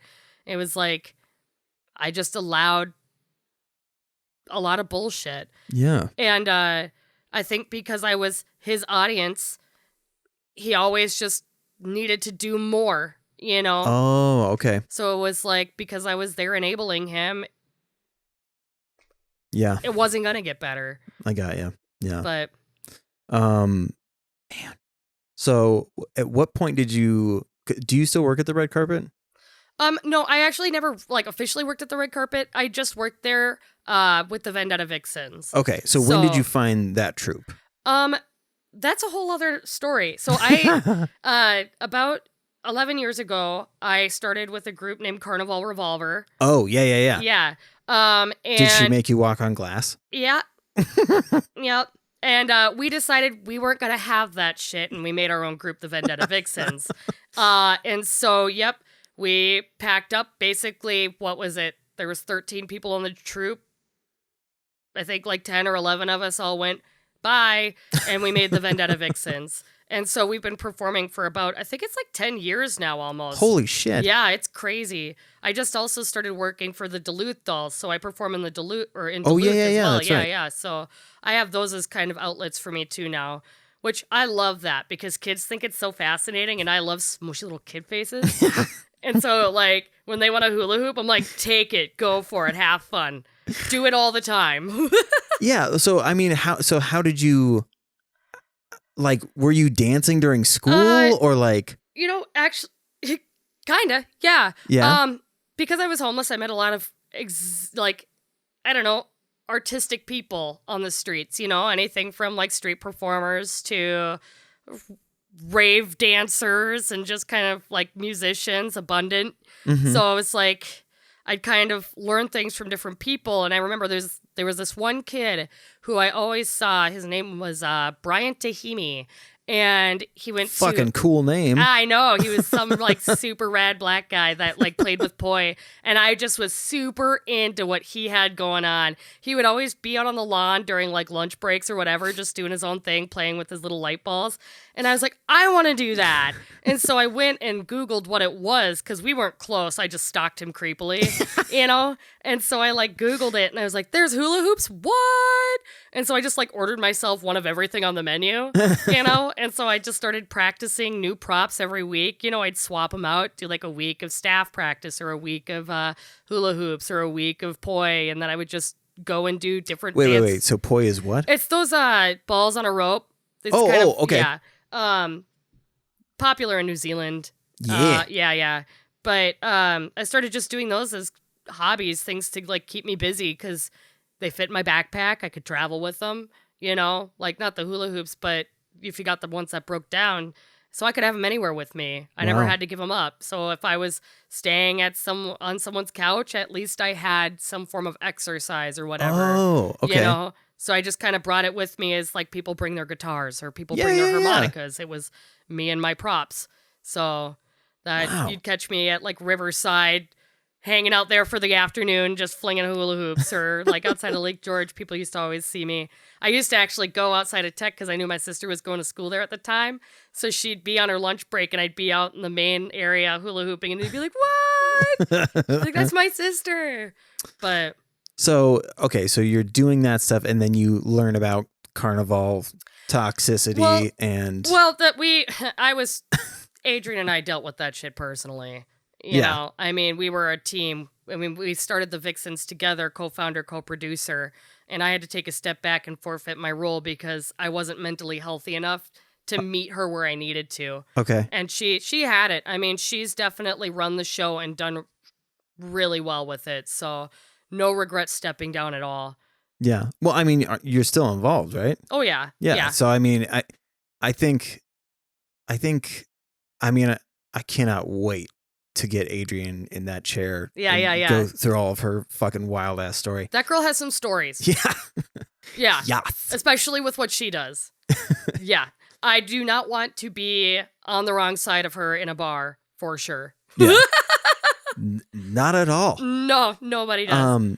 She's really nice, though. I know. That's the funny thing is she's so fucking sweet. Yeah, she's a sweetheart. It's just, I don't know what it is, but people find her intimidating, and I just think she's a really nice, talented person. You just don't catch her during rush hour at a fucking bar. Yeah.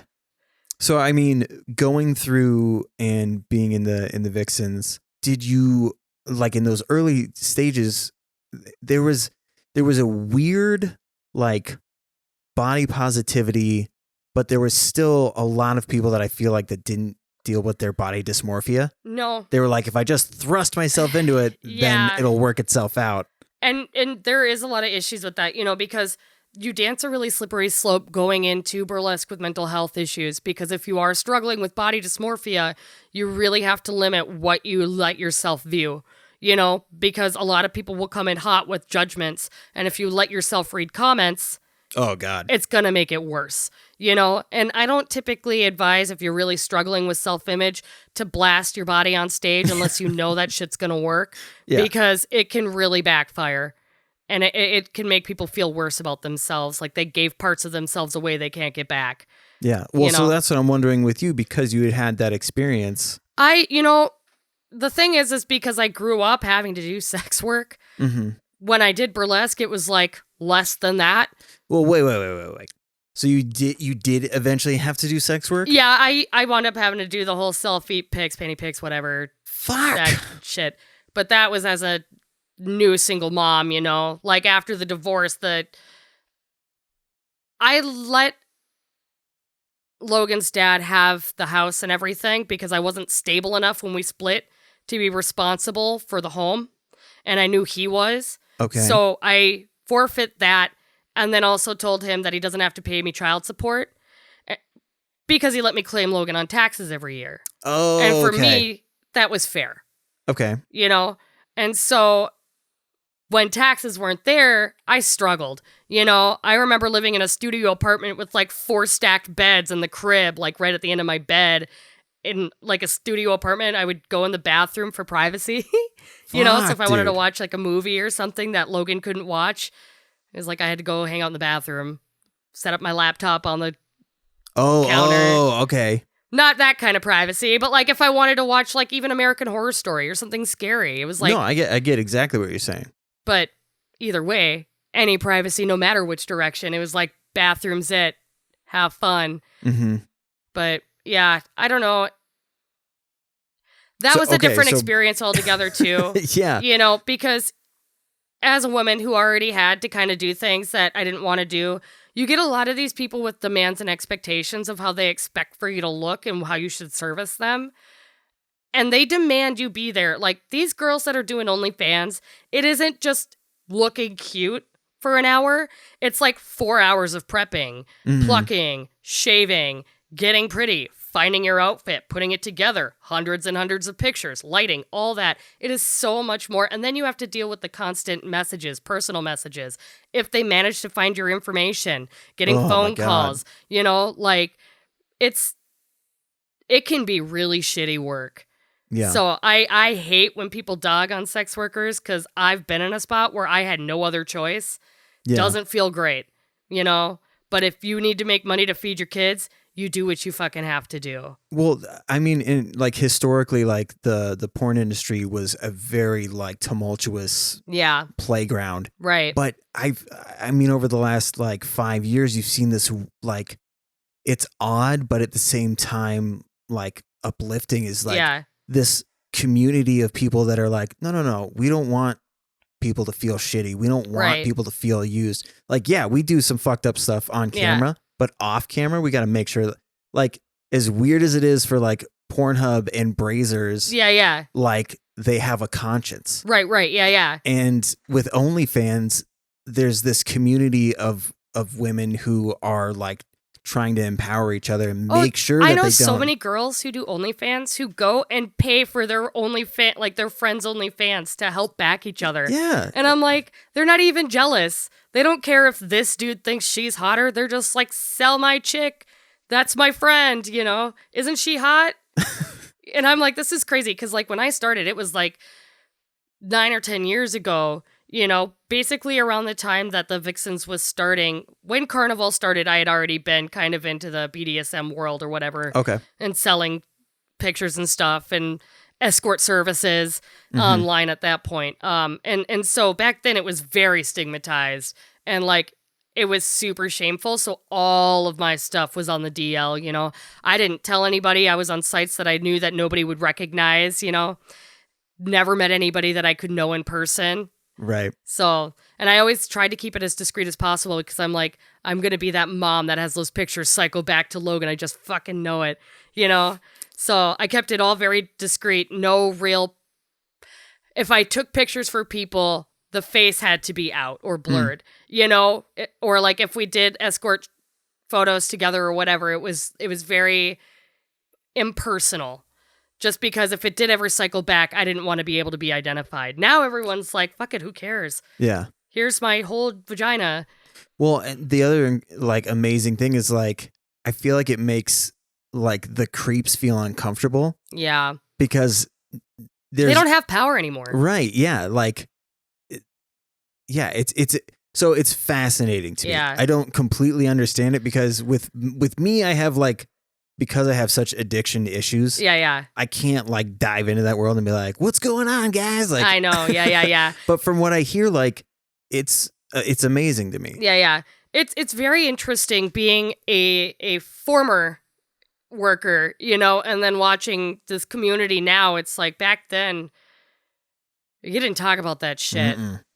My girlfriend at the time was the only person who knew, and that's because she and I made a lot of money together, So it was like outside of just us two doing our thing and taking in clients, it wasn't calling your friend and going, guess who I met last night? Yeah. And it was all very, very hush-hush. Yeah. So now it's definitely a lot more open. Yeah. People are much more comfortable. And I like that. You know, I would have liked to have felt a little more supported back then, because for me, it wasn't a choice. Right.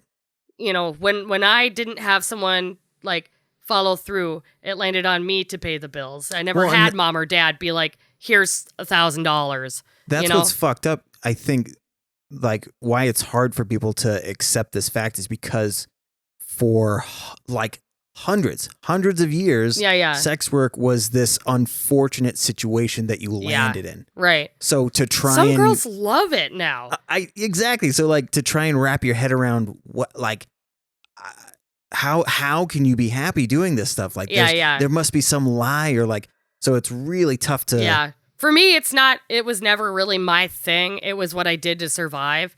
So I don't really get that like joy or satisfaction. I don't look back on the good old days and go, man, that was a good time. You know, I genuinely stuff that down. But like, I see all these other people that are like really proud, and I wish that I felt that way. Good for them if it's real. But I sometimes wonder if it is. Yeah. Well, you know, because it's so hard to wrap your head around a positive situation or like a positive environment. Right. I always try and think about every situation and every aspect of things. It's like every individual is as different as the next person. So in every category of person, you're going to have a unique person, you know? So it's like you have all these people who do sex work who are really confident in what they do and really proud of it. And maybe they are the anomaly that really just loves that job. Yeah. I can't say that that's not possible. I believe that there's one of everything for people. Yeah, for sure. Well, I mean, you think about like FetLife, right? Yeah. Mm-hmm. Like which is where I started doing my escort services. Oh, really? Yeah, back when nobody knew about that shit. Now it's like super popular. I mean, when I saw it back in the day, it's the website itself looked terrifying. I was like, dude, it's red and black covered in Satan. And then just full of like huge plugs everywhere. Just like massive shit and assholes everywhere. Like the scariest one that I had heard was the fuck was it called? But it had to do with blood transfusions. Oh my God. And it's like, how? Yeah. How do you come to that point? So like when you talk about like there's all of these situations, right? Those people live normal lives. Oh no, yeah. I mean, you wouldn't know that that's their thing. Outside, you know, I mean, I don't kink shame. Everybody has their own thing, and good for them, you know. Unless it hurts somebody else, right, or children, I will fucking come for you. Well, and if you're not addressing your mental health, like exactly, but again, that whole if you're too deep in it, you don't. How can you even know that what you're doing is fueling this like trauma that you've been through? Yeah. Exactly. And that's kind of why after a while I decided that it was doing more harm for me than good. But with the burlesque, the nice thing is Adrienne, she really is a very patient and understanding person. She has gone through the ringer with me, and she still treats me with dignity and respect. She's seen every shade of me and still treats me like a kind human being. She doesn't have to. She doesn't have to put up with my shit anymore, and she still chooses to. But she also gives me so much freedom to express myself however I need on the stage, and she doesn't ask questions. You know, she gives me whatever range I want to artistically create, and she lets me do as much or as little as I want, whatever I'm comfortable with. You know, if I'm feeling exceptionally insecure and I don't want to do a full burlesque, I just talk to her. You know, she's very understanding, whereas some troops I've worked with have been very strict and very, this is the only way it will be done, do it or get out, you know? And it's like, working with Adrienne has been an absolute treasure. I would never, ever change that for the world. I've seen that girl grow. Like, she's phenomenal. I cannot imagine living the life she lives sometimes because it is so busy. Oh my God, yeah. Well, that's the other like funny thing about Adrienne is like the initial meeting, right? Yeah. Or people's initial impression is a little scary. She doesn't have resting bitch face. She has resting don't waste my time face. Because a lot of people want to try and meet her at the fucking bar. Yeah. Where she's working and tired. But so to have that, right, that initial impression of her. And then when you get to know her, you find out she gives people second, third, 25th chances. Like, she really is like very understanding. It's Yeah. like, yeah. Her and Annie have helped me through some really hard times, and they've been really good people to me along the whole ride. So I would not give up any part of my relationship with them for anything, you know? Yeah. And that's one thing that's made burlesque easier for me, I think, than it is for some people. It's because she lets me sit in a safe place where I know that I can do whatever I'm comfortable with, and there aren't any expectations. If I say I can't help with a certain thing because I have bad anxiety, social anxiety, she won't make me do tips. She understands that, you know, because I can't peel through a crowd. Yeah. It makes me anxious. I can't handle it. Yeah. And I can't show charisma when I'm sweating my ass off trying to find the exits. Well, and you know, like there's the supportive crowd, because I did Common Roots where they were doing it would be a comic and then a performer, performer, right? Mm-hmm. And there is a section of people who are just supportive and make sure that they're not crossing any lines or doing any weird shit. But then there's the outliers, and they kind of look the same. So it's hard when you're going through that crowd. How do you know somebody who's drinking and getting all fucking riled up? How do you know that they're going to treat you with the same respect that the people that you know that are there to support you are like? It's I can't imagine. We've had some issues before with some disgruntled people coming backstage and having them peeled out and stuff like that, you know, because we're dealing with girls that are dancing, you know, and the backstage is the safe place. Do not go back there unless you're invited, ever. Yeah. You know, and we've had some people blast back there with all this entitlement, and it's like, you will be peeled out and you will be thrown out. Adrian has no time for that shit, especially. Yeah. But, you know, and for her, there's a lot of weight on her shoulders. Yeah. Oh my God. Yeah. So I don't know. Because she's told all the time that she seems so tough that we all think she's this tough lady. I can't imagine like now she has to keep that up too, to be like. But she doesn't want to. I mean, the thing is she doesn't want people to think that she's just this bitch. She doesn't. Because she's not. I know. But it's so frustrating for her because people just assume that, and she's actually a really good person. I don't know what. Maybe people find her talent intimidating, or maybe her success. I think that's it. That she took that role on so quickly. Yeah. And from she's what I know now, she's natural at what she does. Yeah. Well, but from what I know now, it seems like there was more like a role of a protector. Yeah. Because if she's there, then she knows how to make sure that these people are safe. Yeah. And that's what it feels like more now. Because Yeah. I did a terrible job explaining like how I felt about her when I first met her. Yeah. It's like, you're fucking badass and scary, and I know. Like doing all that shit. I've made the mistake of calling her intimidating too, but I know how much that bothers her because she doesn't want people to think that she's unapproachable. Because genuinely, for the most part, she is. It's just like people have this. You can't expect for anybody to deal with as many people one-on-one as Adrian does every day and to always get 110% positivity all the time. Yeah. And when she's training people in and she's dealing with the rush and she's like the sole person in charge of all these areas, it's a lot. It's a fucking lot. And she's not always going to be ready to talk and hang out and have casual conversation. That doesn't mean that she's mean or a bad person. Just means she needs some space. She's busy. Mm-hmm. So to wrap this up, I could go on for hours with you. This is fucking fantastic. We're in a new area, right? Yeah. We're the age that like kids like Logan and my son Landon. Yeah. We look fucking old. Yeah. I know.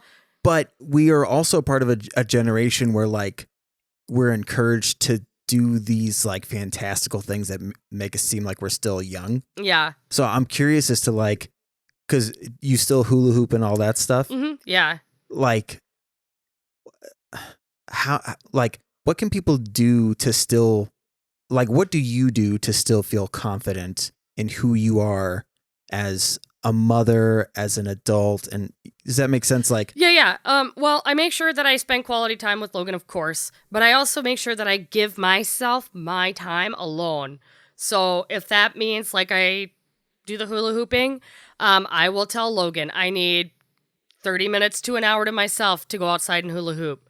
And he understands. We've had open discussions about mental health and Oh, wow. a lot of open communication. He knows that I have PTSD. He knows that I'm on medication for it. He knows that working out helps me. That's fascinating. So, yeah. I know I just asked you to give advice, but God damn it. You're just going to need to come back another time. So we can Yeah, get through for this sure. stuff. Continue. Yeah, we keep our lines of communication really open because I do struggle with some serious mental health issues, and it is so important that I make sure I'm on top of it. And that does include self-care. I neglected that for a long time, but going out and exercising and learning something new, that has always been my way to heal, you know? And so if I can go out and dance to music, or if I can even sit and paint, just whatever. I talk to Logan, let him know that's his free time to play whatever game he knows I hate. You know? So it's like we kind of make it work for both of us where he does his own time, which also encourages him to have a healthy, alone time too. Yeah. So I do my hobby, he does his, and we come back together and we watch a movie or play a game together, you know? So it's making sure that I take that time to explore things about myself in private as well as individual time with Logan one-on-one. There's a balance in there. Yeah. I didn't do it when he was first born, and that was kind of when my spiral started. I neglected myself a lot, and I think a lot of new parents do. For sure. So it's learning that you still exist outside of being a mom or a dad. You're still a human being. Treat yourself to a show once in a while. You know, go to an event that you normally wouldn't go to, but it's allowing yourself to have those rewards because dealing with mental health fucking sucks and it's taxing. Yeah. So That's such fucking great. You're still a human being outside of these other things. Yeah. So fucking good. Yeah. Well, fuck, Miranda, thank you so much for doing this. Yeah, it's sure. It's funny to be excited about trauma and all this shit. I know. But again, it's these types of conversations. People don't know. I've told stories on here that people have never heard before. Yeah. And they think that I'm this well put together person who can talk to people and be really personable. Right. But it took so much shit to get there. Yeah. And to do it in a healthy way. I was doing it in an unhealthy way for so long. So Me too, yeah. I think stuff like this is important to show people that you can go through literally hell and then come out the other side and want to do better for others. Yeah. And I hope that that's how it's perceived by others because, I mean, as much as I wouldn't wish a lifestyle like what I've lived through on anybody else, I hope that at some point I can be there for somebody else who might need it, or at least be an example of what it's like to be on the better end of it. Because I could have overdosed. I could have been kidnapped or anything. You know, I mean, triple flipped. Yeah, I could have triple flipped very easily many times. But you know, I made it this far, and there was a few years ago where I felt like I kind of died inside, but now I'm back in it, and I feel pretty good, so. Well, fuck yeah. I think, I mean, this is always a tricky thing, but because people say I deserve, and a lot of times it's perceived as vain, but I think you deserve happiness for not just karmically, through what you've been through, but what I see you try to put out for other people. Yeah. I hope that people want to just shower you with, dildos and yeah. You know what? Even if they don't, it's not going to kill my spirit, man. I have always still wanted to help, even if people shit on me like crazy. So even if they don't, I'll still be nice. No, you're fucking awesome. Thank you again for doing this. Yeah, and for sure. To the listeners, be well to yourself.